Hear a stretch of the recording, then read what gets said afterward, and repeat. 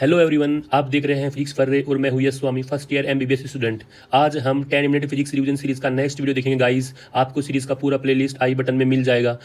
अभी तक अपन ने 12th फिजिक्स में इलेक्ट्रोस्टैटिक्स खत्म कर लिया है गाइस, ठीक है ना। अब अपन उसका नेक्स्ट पार्ट करेंगे, नेक्स्ट टॉपिक करेंगे, वो है कैपेसिटर। वो भी इलेक्ट्रोस्टैटिक्स के साथ में ही आता है, ठीक है। आपको पता है कि इन वीडियोस को कैसे यूटिलाइज करना है। आपको इनको ईयरबड्स लगा के बार बार रिपीटेटिव मोड पे एकदम सुनते जाना है। उससे आपको सारा फॉर्मूलाज याद हो जाएगा, सारे इंपॉर्टेंट कंसेप्ट भी याद हो जाएंगे, ठीक है ना। इन शॉर्ट नोट्स में मैंने सब कुछ समराइज फॉर्म में करके ऐड कर दिया है, जो जो इंपॉर्टेंट है, ठीक है। इन सारे का पीडीएफ आपको टेलीग्राम ग्रुप पे से जाके डाउनलोड कर सकते हो। उनका लिंक भी आपको डिस्क्रिप्शन में मिल जाएगा गाइस, ठीक है ना। आप बार बार ये सब चीजें सुनोगे तो आपको याद होएगा। उसके बाद में पीवाईक्यू करने का आपको अच्छे मार्क्स प्राप्त करने के लिए बहुत ज्यादा हेल्पफुल होंगे गाइस ये, ठीक है। तो अभी अपन शुरू करते हैं बिना किसी टाइम वेस्ट के, ठीक है। देखते हैं कैपेसिटर। कैपेसिटर मतलब संधारित्र, कुछ ऐसा डिवाइस जो किसी एनर्जी को स्टोर करता हो, ठीक है ना। कैपेसिटर का मतलब होता है एनर्जी स्टोरिंग डिवाइस, ठीक है। और रेजिस्टेंट का मतलब होता है वो एनर्जी को यूटिलाइज करता है गाइस, ठीक है ना। देखो कैपेसिटर बनता कैसे है। कैपेसिटर ऐसे बनता है, दो चार्ज, एक प्लस क्यू और एक माइनस क्यू, मतलब दो सेम वैल्यू और अपोजिट चार्जों को यदि अपन लेते हैं ना, तो उससे मिला के अपन एक कैपेसिटर की डिवाइस बनाते हैं, ठीक है ना।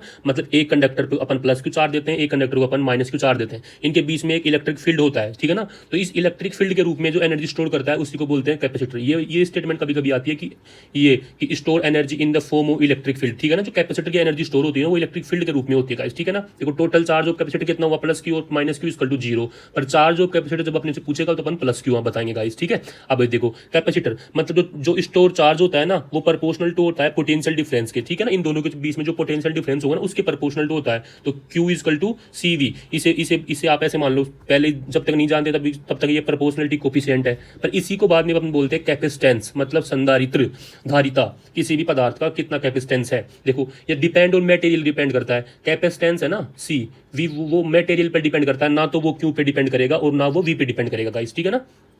सी हमेशा मटेरियल पे डिपेंड करता है, वो क्यू और वी पे डिपेंड नहीं करता, ठीक है ना। देखो power of storage of charge, अपन कैपेसिटेंस को क्या बोल सकते हैं, चार्ज स्टोर करने की power, not depend on Q and V. आपको बता दिया गया है वापस से। अब देखो इसको, देखो Q is equal to C V, ये यहां से आ गया गाइस। तो C is equal to Q by V, ठीक है ना। इसकी यूनिट कैसे निकालेंगे अपन, क्यू का हो गया कुलाम और वी का हो गया volt. Coulomb upon volt equal to farad. Farad अपन नॉर्मली यूज करते हैं, आपको दिया होगा 8 माइक्रो फेरेड ऐसे करके, ठीक है। डायमेंशन भी अपन निकाल सकते हैं, वो होगी M-1 L-2 ए स्क्वायर और टी की पावर 4। ये आप याद करके रखोगा, इसे बार बार यूज आएंगे। या फिर आप क्यू बाई वी से भी निकाल सकते हो, ठीक है ना। देखो कैपेसिटेंस ऑफ अर्थ और अर्थ लाइक स्फीयर की कितनी होगी, मतलब पृथ्वी और पृथ्वी के जितने बड़े गोले की ना कैपेसिटेंस होती है वो 711 माइक्रो फेरेड होती है। इस चीज से आप ये अनुमान लगा सकते हो, यदि पृथ्वी अर्थ जितने बड़े गोले की कैपेसिटेंस 711 माइक्रो फेरेड में आ रही है, मतलब ये फेरेड बहुत बड़ी यूनिट है, ठीक है ना। तभी तो कभी देखा है आपने किसी की कैपेसिटेंस 1 फेरेड, कभी क्वेश्चन में आया नहीं, हमेशा माइक्रो में आता है। माइक्रो की वैल्यू मतलब 10 की पावर -6 में, ठीक है ना। अब आगे देखते हैं कैपेसिटेंस ऑफ स्फेरिकल सेल। अब डिफरेंट टाइप के कैपेसिटर आएंगे जो अपने सिलेबस में है और बार बार पूछे जाते हैं, वो देखते हैं गाइस। पहले देखते हैं स्फेरिकल सेल का कैपेसिटेंस, ठीक है। देखो स्फेरिकल सेल है कोई एक, ऐसे देखो।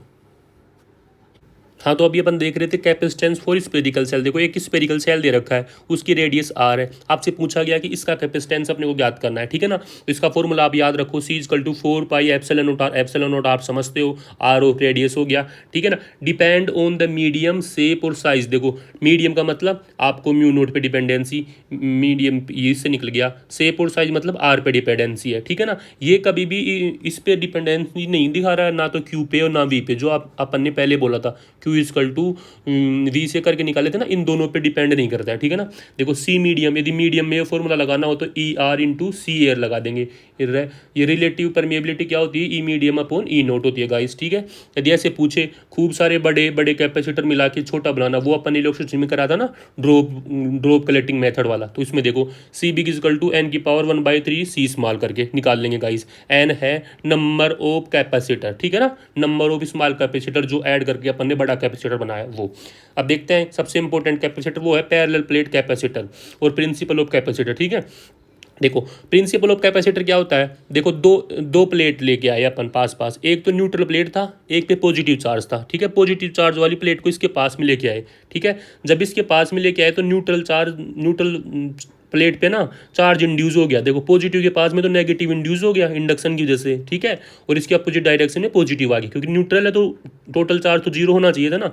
अब जैसे ही इस पे चार्ज इंड्यूस हुआ ना, अपन ने इसको अर्थिंग कर दिया।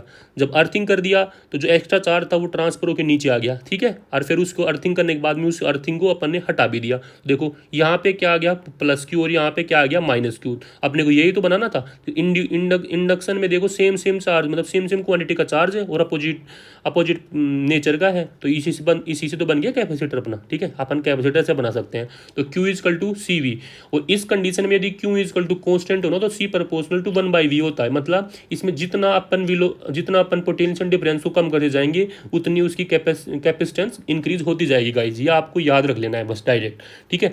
अब देखते हैं पैरेलल प्लेट कैपेसिटर, जो बहुत बार आता है। देखो दो पैरेलल कंडक्टिंग प्लेट है, ठीक है।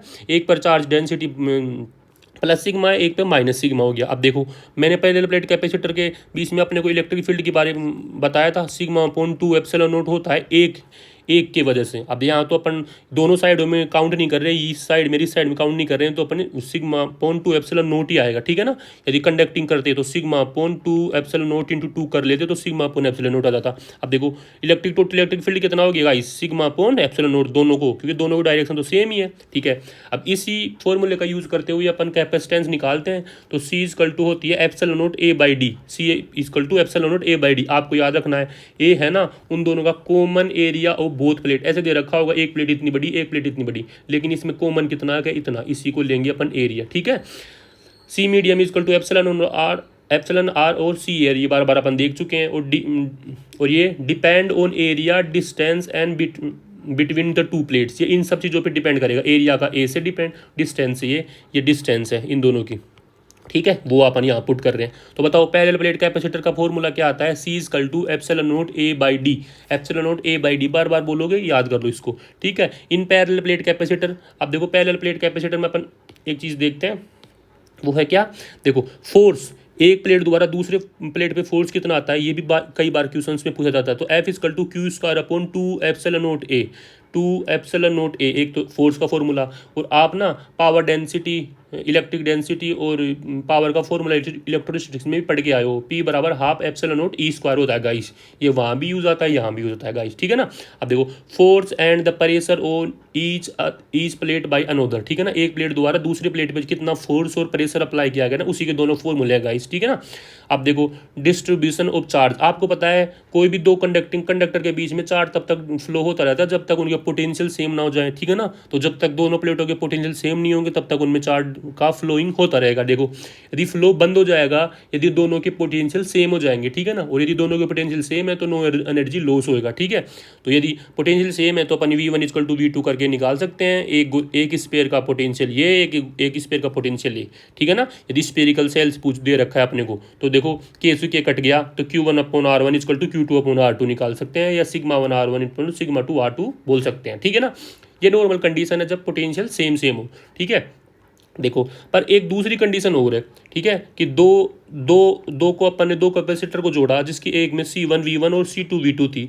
तो आपस में जोड़ने के बाद में इनका VCM कितना आया यदि V1 equal to V2 same नहीं है तो, ठीक है ना। यहाँ दे रखा है कि ये V1 equal to V2 same नहीं है, ठीक है। तो कैसे निकालेंगे अपन, जो कॉमन पोटेंशियल है ना चार्ज के फ्लो के बाद में वो कितना होगा। तो उसका फॉर्मूला आता है guys VCM equal to C1 V1 plus minus C2 V2 upon C1 plus C2, ठीक है ना। देखो ये फॉर्मूला याद रखना है, ये प्लस और माइनस कब आएगा, देखो नेगेटिव तब आएगा जब दो अपोजिट नेचर की प्लेटों को आपस में जोड़ा जाएगा, ठीक है ना, अपोजिट पोलरिटी की। ऐसे ऐसे दे रखा है कि पॉजिटिव, ये प्लेट नेगेटिव है लेकिन इस नेगेटिव को अपन ने पॉजिटिव से जोड़ दिया, तब तो आएगा नेगेटिव। यदि सेम से जोड़ा है तो पॉजिटिव आ जाएगा गाइस, ठीक है। इस वाले केस में एनर्जी लॉस कितना होगा, energy loss equal to half C1 C2 upon C1 plus C2 V1 minus V2 का होल स्क्वायर। मैंने ये एनर्जी लॉस का फॉर्मूला आपको वर्क पावर एनर्जी में बताया था, वहाँ क्या आता है half M1 M2 upon M1 plus M2 V1 minus V2 का whole square. Work power energy में कोलिजन में एनर्जी लॉस होती है, वो इसी का तो था। यहाँ पे मैंने उस टाइम भी बताया था कि कैपेसिटर में भी सेम ही फॉर्मूला आएगा, half C1 C2 upon C1 plus C2 bracket V1 minus V2 का होल स्क्वायर गाइस, ठीक है। एनर्जी लॉस क्या होती है, energy initial minus energy finally, आप उससे भी निकाल सकते हो या डायरेक्ट फॉर्मूले से भी निकाल सकते हो गाइस, ठीक है। अब देखते हैं कैपेसिटर में कितनी एनर्जी स्टोर होती है। मैंने बताया ना कि कैपेसिटर एक डिवाइस है जो इलेक्ट्रिक फील्ड के फॉर्म में एनर्जी को स्टोर करती है, जबकि रेजिस्टेंट है जो एनर्जी को यूटिलाइज करता है गाइस, ठीक है। तो एनर्जी का फॉर्मूला क्या आता है, U equal to Q square upon 2C या हाफ C V स्क्वायर या हाफ Q इंटू V, ठीक है। यही तो फॉर्मूले आते हैं गाइस। देखो ये फॉर्मूला कब अप्लाई करना है, Q square by 2C mainly जहाँ Q कॉन्स्टेंट हो, तो क्योंकि इससे अपन ये वाले रिलेशन फाइंड आउट कर सकते हैं। जब v कांस्टेंट हो तो अपन ये वाले रिलेशन प्राप्त कर सकते हैं, ठीक है ना। आपको पता है W क्या होता है इलेक्ट्रिसिटी में, W is equal to potential energy, और ये होता है Q into change in potential. अपन ये तो निकालते हैं W is equal to Q into delta V होता है, ठीक है गाइस। पर W बैटरी होता है Q इंटू V, ठीक है, W बैटरी। अब देख तो इसमें एक कंसेप्ट आता है, वो क्या कंसेप्ट आता है, if initially capacitor is uncharged, मतलब शुरू में कैपेसिटर अनचार्ज है, then the 50% work done by battery will be store and the 50% work will be loss, ठीक है ना। इसका मीन ये हो गया कि यदि अपने को U एनर्जी स्टोर करवानी है किसी कैपेसिटर में तो अपने को 2U का वर्क करना पड़ेगा, और ये लाइन आपको याद रखनी पड़ेगी। मतलब ये बात है कि यदि ये कैपेसिटर है, ठीक है, ये कैपेसिटर है और ये एक बैटरी है अपने पास में, ठीक है, बैटरी, अपने को इससे इसको चार्ज करना है, ठीक है, कैपेसिटर को चार्ज करना है, मतलब इसमें एनर्जी स्टोर करवानी है। तो ये W वर्क करेगी ना, तो इसमें W/2 तो इसमें स्टोर हो जाएगा, W/2 ना हीट के रूप में लॉस हो जाएगा। तो कभी अपने को पूछता है वो कि यदि कैपेसिटर को अपने को इतना चार्ज करना है, W चार्ज करना है, तो बताओ बैटरी द्वारा कितना वर्क करना पड़ेगा। तो आपको पता है आधा ही तो स्टोर होता है, तो अपने को 2W करना पड़ेगा गाइस, ठीक है ना। मतलब W कंजर्वेटिव क्या होता है, W कंजर्वेटिव क्या बोला था अपने, चेंज इन पोटेंशियल एनर्जी, मतलब U initial minus U final, और W एक्सटर्नल क्या होता है, माइनस W ऑफ कंजर्वेटिव, मतलब U final minus U initial होता है गाइस, ठीक है। अब देखो Q, C, V और U सेक्शन वाले, मतलब चार्ज कैपेसिटेंस पोटेंशियल और पोटेंशियल एनर्जी वाले सेक्शन में, उसमें पूछ कर रखा होता है कि प्लेटों के बीच में कुछ मीडियम डाल देंगे तो क्या होगा, उनके बीच में डिस्टेंस बढ़ा देंगे तो क्या होगा, इस तरीके के क्वेश्चन में। देखो इस तरीके के क्वेश्चन में कैसे करना है, ठीक है ना।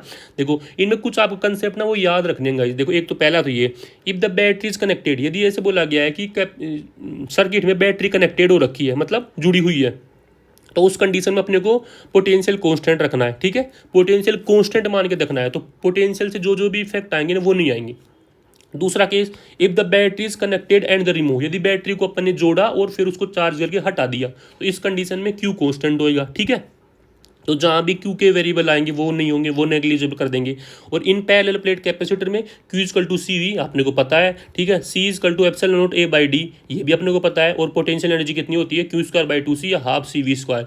Use of them in the change type of question, उसमें पूछेगा ऐसे करके कि इलेक्ट्रिक, देखो कैसे पूछेगा, देखो ऐसे कि देखो C बराबर एप्सिलॉन नॉट A/D ऐसे दे रखा है। अब उसमें पूछा कि प्लेटों के बीच की डिस्टेंस को अपन ने बढ़ा दिया, तो देखो डिस्टेंस से ये डिपेंडेंसी आ रही ना, तो C proportional to 1/D, distance बढ़ाया तो कैपेसिटेंस घटेगी, ठीक है, ऐसे करके। फिर पूछेगा पोटेंशियल पे क्या डिपेंडेंसी होगी, तो Q इजकल टू CV होता है। अब देखो, अब पोटेंशियल पे डिपेंडेंसी देखने के लिए पहले तो ये देखना कि बैटरी कनेक्टेड है क्या नहीं है, बैटरी यदि कनेक्टेड है तो पोटेंशियल चेंज ही नहीं करेगा, ठीक है, तो ऐसे नो चेंज, समझ गए ना आप। ये सारे टाइप के क्वेश्चन जब क्वेश्चन प्रैक्टिस करोगे ना तो समझ जाओगे, ठीक है। अब देखते हैं कॉम्बिनेशन ऑफ कैपेसिटर, ठीक है ना, कॉम्बिनेशन ऑफ रजिस्टर देखा है ना आपने, रजिस्टर देखा है, रजिस्टर देखोगे आप तो उसका एक अपोजिट करते हैं, ऐसा सोच लो, ठीक है ना, आप समझ जाओगे कि क्या बोल रहा हूं मैं, ठीक है। देखो सीरीज कॉम्बिनेशन, दो टाइप के कॉम्बिनेशन होते हैं, एक सीरीज कॉम्बिनेशन और एक पैरेलल कॉम्बिनेशन, वो सेम ही होता है। देखो सीरीज में हमेशा I और Q सेम होता है, ये आप रजिस्टर देख लो या कुछ भी देख लो। सीरीज कॉम्बिनेशन किस टाइप का दिखाई देता है, ऐसे दिखता है C1 C2 C3 C4 ऐसे। इसका C नेट का फॉर्मूला आता है 1/C net is equal to 1/C1 plus 1/C2 plus 1/C3, ये आपको याद रखना है। जबकि रजिस्टर के सीरीज कॉम्बिनेशन का फॉर्मूला आता है R equal to R1 plus R2 plus R3। मैंने यही बोला था, ठीक है, यही बोल रहा हूँ मैं कि देखो रजिस्टर में ऐसा आता है जबकि कैपेसिटर में उल्टा आता है। पैरेलल में रजिस्टर में ऐसा आएगा और कैपेसिटर में ऐसा आ जाता है, ठीक है।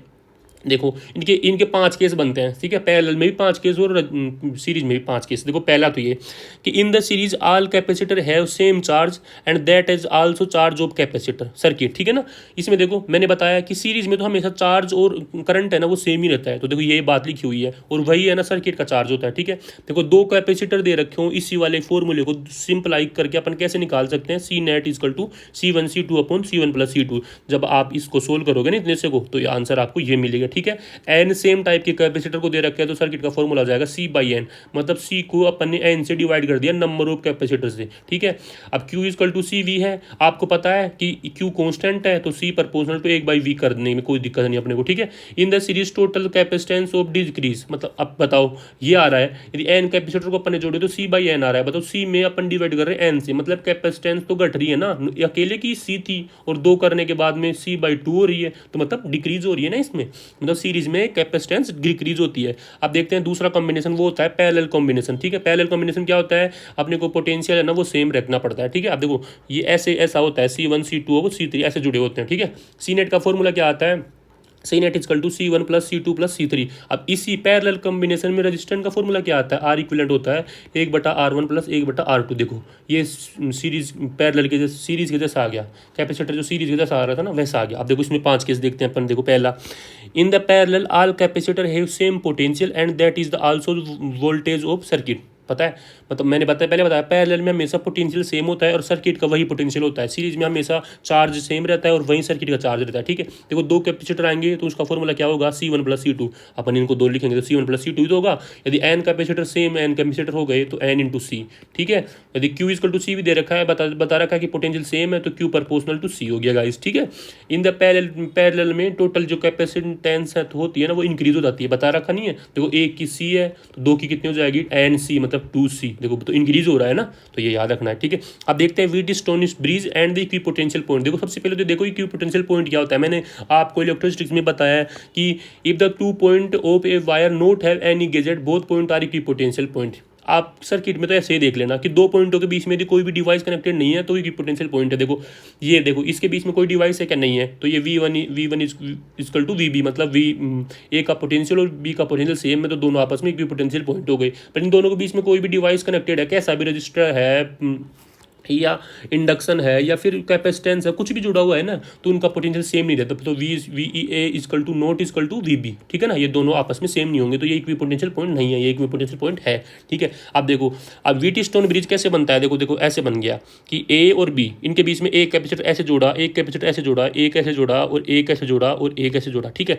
आप बस इतने को याद रखो, बाकी इनका जो फ्लो चार्ज करंट ये सब चीज़ें ना आप करंट इलास्टिसिटी में सीख जाओगे। देखो आपको क्या लग रहा है ये सीरीज में या पैरेलल में है, देखो in this condition not any capacitor in parallel और series combination so it is the imbalance Wheatstone bridge. देखो इसमें ना तो कोई इसमें सीरीज में है ना ही कोई इसमें पैरेलल में है, तो ये क्या है, इनबैलेंस व्हीटस्टोन ब्रिज है, ठीक है। लेकिन कौन सी कंडीशन, लेकिन ये कंडीशन अप्लाई हो जाए यदि देखो ऐसे वाला कि इन दोनों का रेशियो इजकल टू इन दोनों का रेशियो बराबर आ जाए, मतलब C1/C2 इजकल टू C3/C4 आ जाए, तो इसको बोलेंगे अपन व्हीटस्टोन ब्रिज। और सर इसके फायदे क्या होंगे कि फिर जो C5 में जो करंट जा रहा है ना, मतलब आप इसको हटा ही सकते हो, C5 को फिर हटा दो, मतलब C5 में करंट जा रहा है वो जीरो हो जाएगा। Both point of C5 is now the equipotential point. अब ये दोनों है ना ये पॉइंट A, ये पॉइंट और ये पॉइंट है ना, दोनों इक्विपोटेंशियल पॉइंट होंगे, मतलब आपस में इसमें आप एक करंट ऐसे डायर तार जोड़ सकते हो, वायर जोड़ सकते हो, ठीक है ना। इसी को तो बोले थे अपन इक्विपोटेंशियल पॉइंट। मतलब आप इसको कैसे लिख सकते हो, अब इसको अपन ऐसे लिख सकते हैं, या तो इस दोनों के बीच के कुछ भी हटा दो या फिर इन दोनों को आपस में जोड़ दो, ठीक है, क्योंकि ये दोनों तो सेम ही पॉइंट हो गए, अब इक्विपोटेंशियल पॉइंट हो गए ना, इनके बीच में जो डिवाइस जुड़ी है ना उसका कुछ लेना देना ही नहीं है, क्योंकि वहाँ करंट ही फ्लो नहीं हो रहा है, ठीक है। जब पॉइंट ही इक्विपोटेंशियल पॉइंट होंगे, मैंने बताया कि करंट का फ्लो कब तक होता है, जब उन दोनों का पोटेंशियल सेम होगा। अब जब इक्विपोटेंशियल पॉइंट बन गए तो मतलब पोटेंशियल सेम है तो करंट का फ्लो ही नहीं होगा, तो अब कोई यूजफुल ही नहीं है ये, ठीक है गाइस। देखो ऐसे वाले क्वेश्चन दे रखे होते हैं अपने को, ठीक है, तो इसमें देखो कि कैपेसिटर कैसे निकालना होता है। देखो गाइस कैपेसिटर के क्या लिए क्या होना चाहिए अपने को, अपोजिट नेचर और सेम क्वांटिटी के चार्ज होने चाहिए, ठीक है ना। देखो अब उसने बोला है कि ए पॉइंट को ये पॉजिटिव है और बी पॉइंट नेगेटिव है, ठीक है ना। तो देखो ए से कौन कौन सा जुड़ा है भाई, इन दोनों के बीच में कुछ भी नहीं है, कोई भी डिवाइस नहीं है, तो ये भी ए हो गया, इक्विपोटेंशियल पॉइंट हो गया ना, ये भी ए, ठीक है, और ये भी ए ही हो गया, बी कैसे हो गया, ये भी ए हो गया, ठीक है। ऐसे देखो यहाँ बी है तो ये भी बी, ये भी बी और ये भी बी, क्योंकि तो इक्विपोटेंशियल पॉइंट है, मैंने ऊपर बताया कि जहाँ भी बीच में कोई डिवाइस नहीं जुड़ी हो इक्विपोटेंशियल पॉइंट हो गया।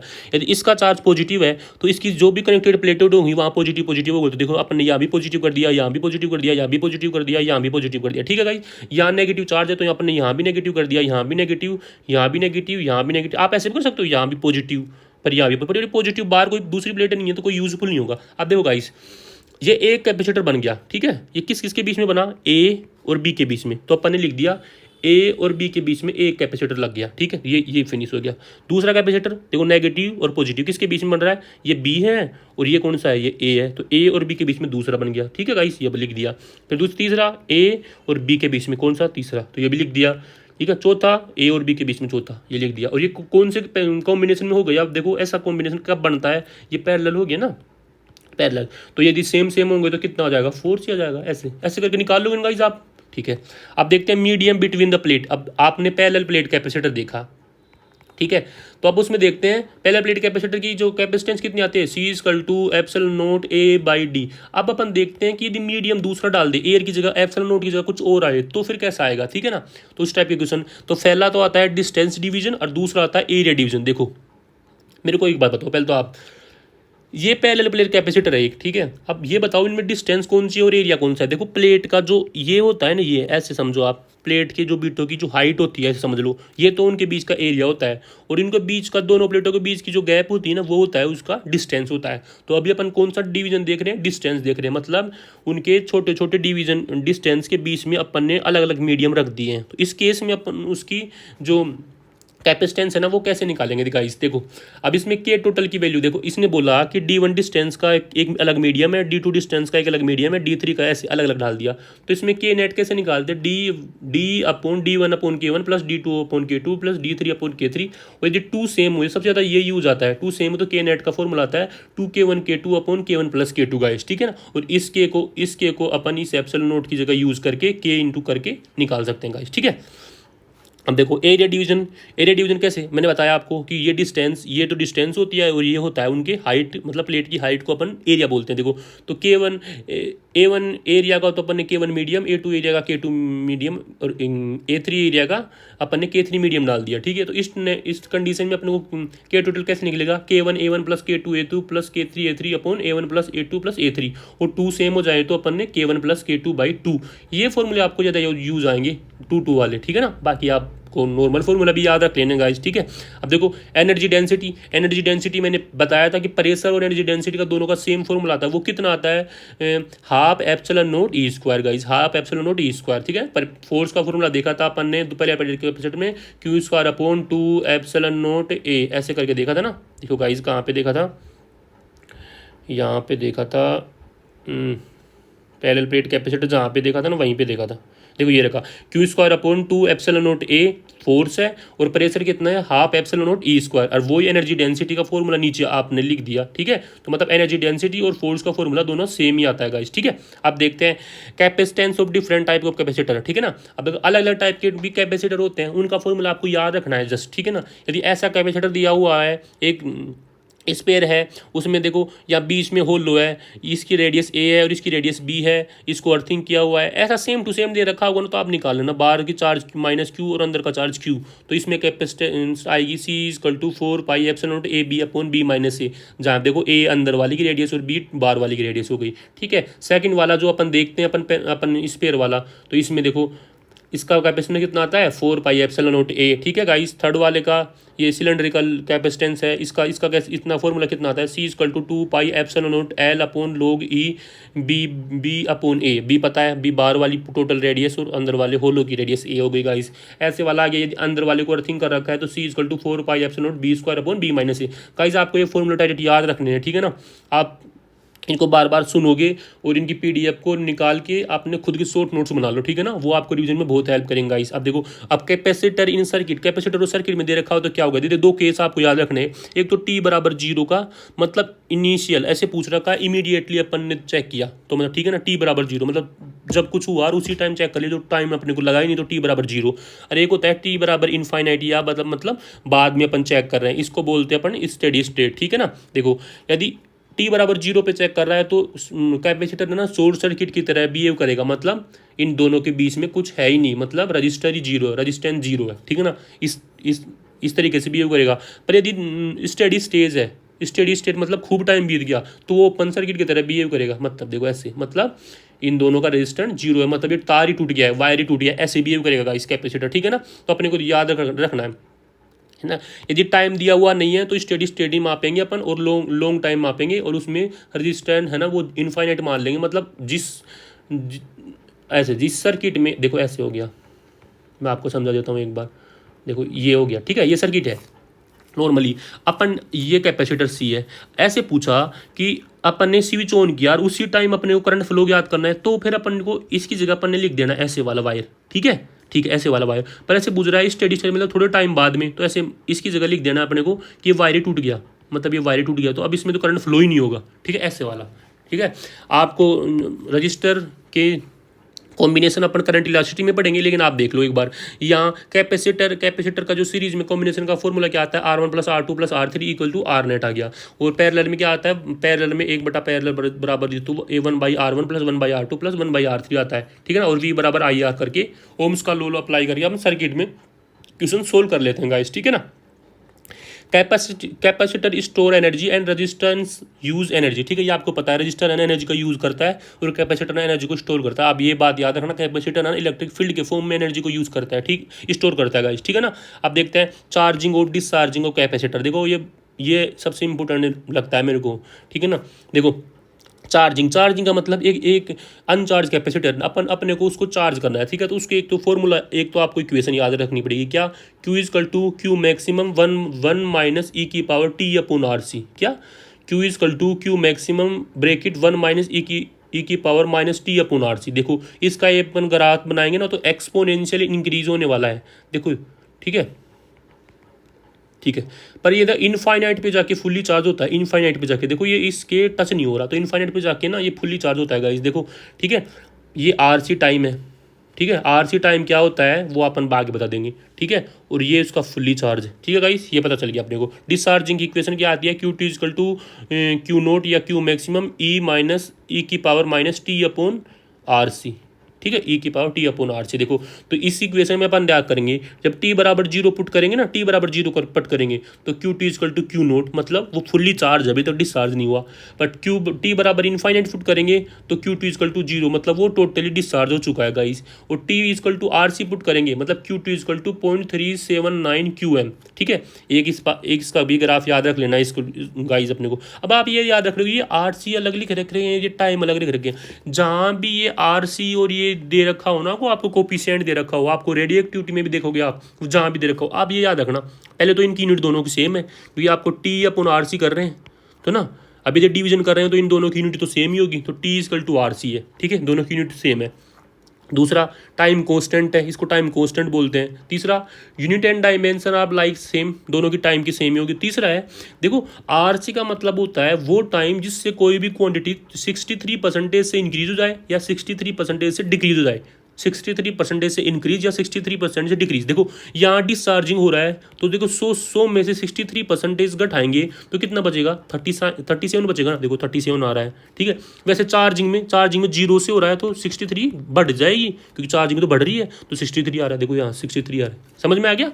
मतलब टाइम कांस्टेंट क्या होता है, जिससे कोई भी क्वांटिटी जिस टाइम ड्यूरेशन जिसमें क्वांटिटी 63% से इंक्रीज हो जाए या 63% से डिक्रीज हो जाए, आप तो ऐसे याद रख लो गाइस।